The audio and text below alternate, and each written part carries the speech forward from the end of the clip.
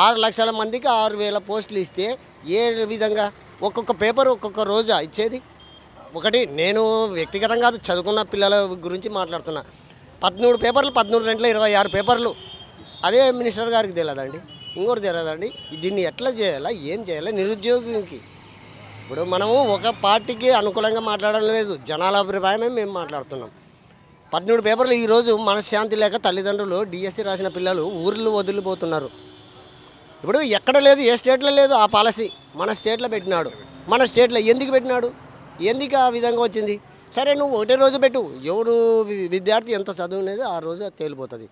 13 పేపర్లు పెట్టి ఇంకోటి 18వ తేదీ ఈజీగా వచ్చింది పేపర్. 18వ తేదీ పెడితే మళ్ళీ దానికే క్వాలిఫై 6-7 మార్కులు కలిపినాడు. ఆ రోజు ఉంచిన వాళ్ళు రిజల్ట్ పాస్ అయినారు, వాళ్ళకి వచ్చినాయి.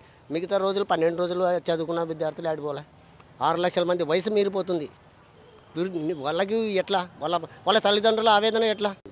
దీన్ని గవర్నమెంట్, రాజకీయ నాయకులు వాళ్ళు కాదు, దీన్ని పాలసీ అంటూ తప్పు. ఏ స్టేట్లో లేనిది మన స్టేట్లో ఎందుకు అమలు పరిచినాడు? ఇది మార్చాల. దీని మీద ఒక్క నాయకుడు కూడా మాట్లాడడం లే చదువుకున్న పిల్లల గురించి. ఇంకా తాగునీటి అద్దడి మామూలే. అందరు తాగునీటి గురించి చెప్తారు. ఇక్కడ లోకల్ మణిగాంధీ గారు పట్టించుకోరా సార్?